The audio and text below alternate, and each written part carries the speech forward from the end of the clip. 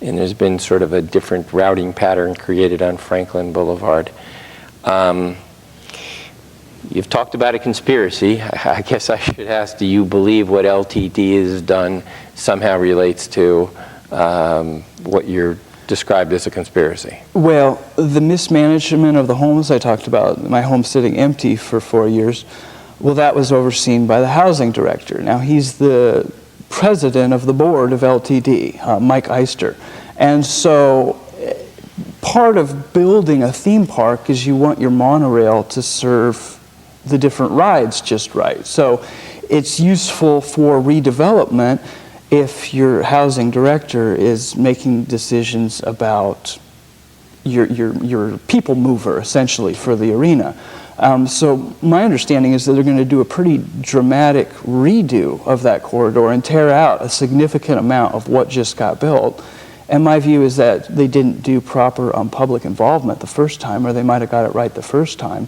One thing people should do is put pressure on the city council to have a hearing now that that first stage is complete before they start to tear it out again, so that the city council can have some idea, a real idea, of whether the public's satisfied with the first phase and whether they want it mucked with at all.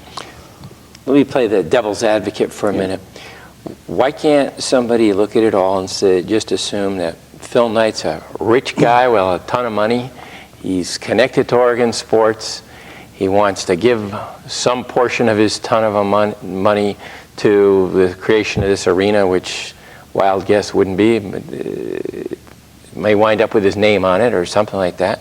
And that whatever we think of the LTD thing, and I certainly have some mixed feelings, maybe they're more than mixed, maybe they're even negative, but whatever we think about the LTD project, that's all it was just a project, ill-conceived or greatly conceived. It's just a project. How do you respond to that? Well, there's a slippery slope. If there's people who think, okay, the U of O is using eminent domain, but maybe they'll only take one property, and then we can all grow happy together in this smart growth, new urbanist, Nike urbanism area. That there's a slippery slope factor, and once they have one property by eminent domain, it's just going to be like Bigfoot. It's just going to be a taste of blood for them. And also it will be a show of force for other in the neighborhood that, they're willing to crush properties and they're willing to force people out, and that other people would be best to drop their things and leave their home. It's very, it just would have a chilling effect on property rights, and it might make a lot more people more concerned about, who is the University of Oregon, who controls them, is this land going to be eventually used for defense labs? I mean, there's any number of scenarios, and the university has blighted the Riverfront Research Park for years and kind of let it go. That type of grab the land and just let it set for 10 or 20 years, that kind of behavior can really kind of slowly kill off that whole area. Okay. Do you separate the two issues, though? Eminent domain is always a little tricky because you have a government entity taking private people's land who may just not want to give it up, and there's something about, I've lived here for 30 years or 50 years, I like it, I don't want to go, don't you dare take it from me. And the government has the power to do that. And that is one issue. But whether or not Phil Knight wants to give $100 million or some large sum of money, is that not a separate issue? Well, that issue gets extremely complicated because the current model says set that $100 million aside somewhere in Johnson Hall and use that as leverage to go to Salem and borrow. Potentially $200 million may be approved by the legislature from her to borrow in 40-year bonds. That is an enormous gamble. And so it's not a matter of a gift. It's more of a trick, I would say. If you remember the tale Stone Soup, where somebody's saying, let's have let's have some soup, I'll provide the stone, you guys put in the veggies, and we'll all eat really nicely. Well, think of the stone as the $100 million donation that eventually, I mean, if he doesn't like how things shape up, or the timeline for taking people's properties, he could potentially take the $100 million back.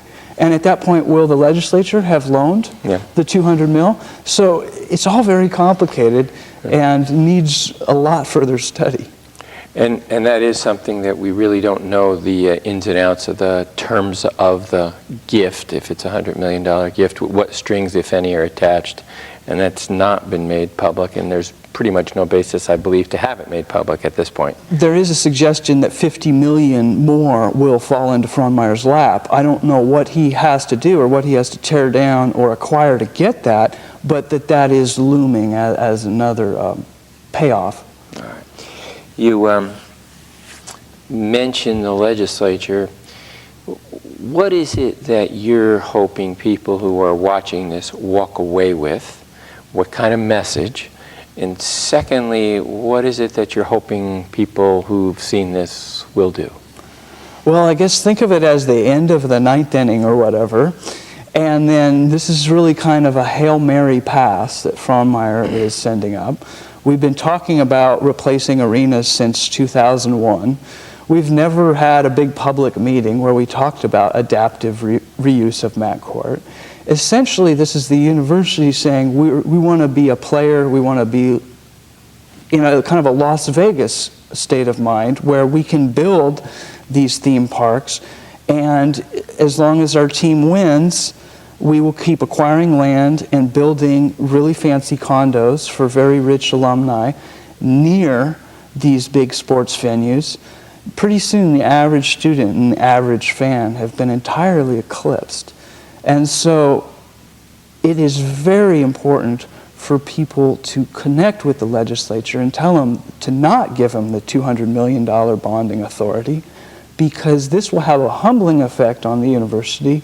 They can go back to their drawing boards, maybe go have a meeting at Mac Court, and have a real talk with all their average students, with the fans that have been going to Mac Court for years, and just be honest. Okay. Because, you know, the whole Nike right to lie, right to stonewall, eminent domain is kind of converging and giving the university a negative brand.